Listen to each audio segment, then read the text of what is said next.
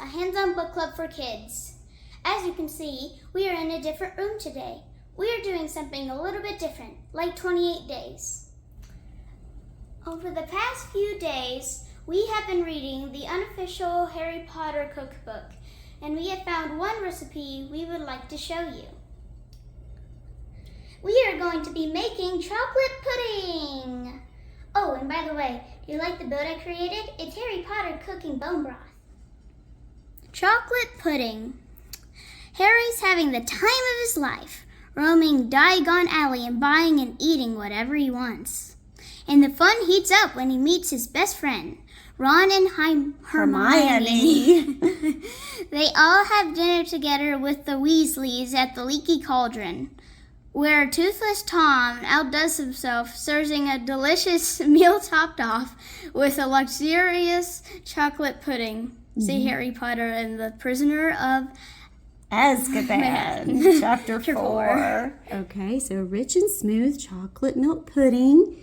This says, in England, chocolate pudding can be either a steamed or baked pudding, similar to chocolate cake or a soft milk pudding, thickened with cornstarch, as in the United States. Puddings go all the way back to the Romans. The milk pudding we know of today, the only kind in this country, wasn't invented until the 1800s. Since chocolate pudding can mean either kind, a recipe for each is included. Today we're going to be making the traditional kind we eat here in the United States. The milk pudding. Now to list the ingredients. 1/2 granulated sugar. Granulated, a half cup granulated sugar. 1/4 cup cornstarch. 2 tablespoons unsweetened cocoa powder, Dutch process preferred. A pinch of salt. We use sea salt. This is what we had. 2 1/2 cups whole milk. 1 cup heavy cream. 6 ounces bittersweet chocolate, melted. 1/4 stick, 2 tablespoons of butter. And 1 teaspoon pure vanilla extract. Now let's begin cooking. Now before we begin, don't forget that you need adult supervision for this kind of stuff. Okay, now let's begin. I have IOH Mom to help me with this situation. Hi. I have my whisk ready and she has hers. Now let's melt the chocolate. Okay, so I'm going to jump in and tell you what we're doing here. You can do this one of 2 ways. You can either melt your chocolate in your microwave in about 30-second increments. You take it out every 30 seconds and you stir it until it's kind of a glossy sheen when it's melted. Or you can do like we're going to do here, Ollie. This is called a double boiler. I filled this with some water and I put it on boil. And then once it comes to a boil, I'm going to dump the chocolate in. So Ollie, I'm going to have IOH Kid J dump the chocolate in the bowl for me. Do it very carefully, IOH Kid J. And fun fact, can you see some condensation working through the clear pot? Science. What does that mean? That means the water is floating up, trying to escape because heat rises and that's making the water rise. Absolutely. Okay, IOH Kid J, let's put that chocolate in the bowl and we'll get to stirring. Okay. Gotta be very careful. You can go from the side. There you go. I'm trying to go from above. Just dump it all and that'll be fine. I'm trying to be very careful. You're doing a great job. There we go. Okay. Now the chocolate is in the double boiler. Oh, some of it already melted. That's okay. Slightly at least.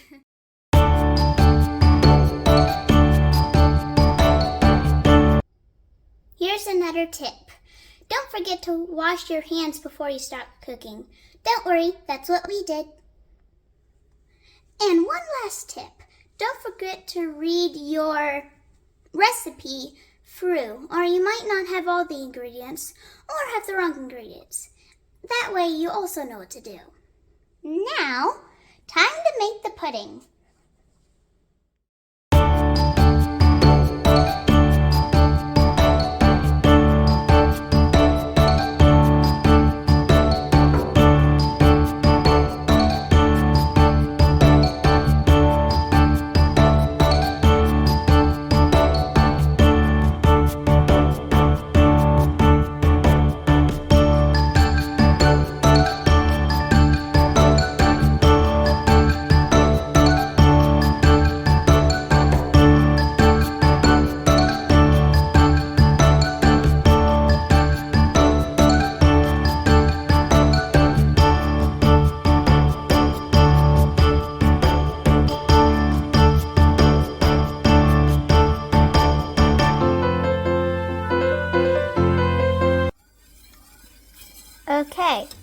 So the pudding is starting to thicken.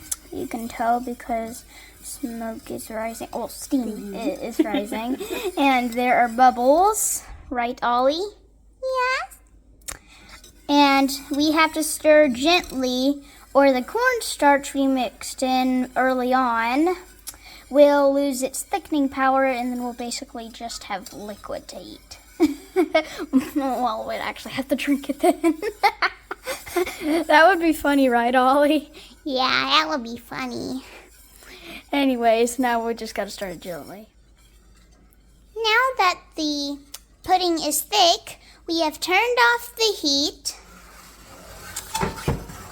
And now we are moving to step 2 of the process, where we will add the butter and the vanilla extract.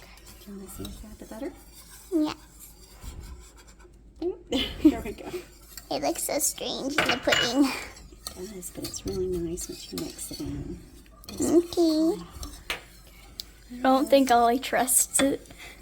I don't know that Alex typically eat pudding. Be a first for everything. Okay. Alright, and that butter's just going to disappear. Alright. Okay, so now it looks more like pudding, but it's still quite warm. We want it to, we're going to come over here and we're going to strain it.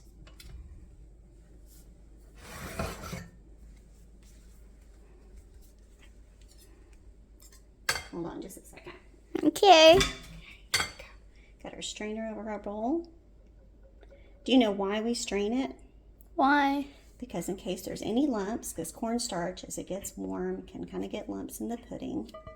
And this makes it smooth and creamy. It's kind of like eating a lumpy gravy. It's delicious gravy. Same kind of concept. Okay. Okay. We have put saran wrap over the pudding so that way it doesn't become hard and we will still be able to eat it when it's done. Yes, it kind of prevents it from developing a skin that can develop on the top as it cools. And now we're going to put it in the refrigerator and we'll be back to show you what it tastes like later. Bye! So it is the next day and we are checking on the pudding. Let's remove the plastic covering.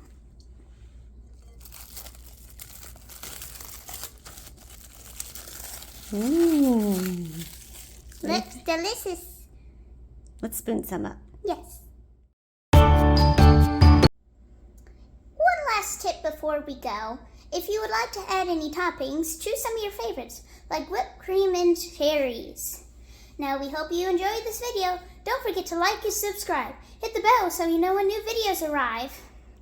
Happy reading and happy building. Bye. Bye.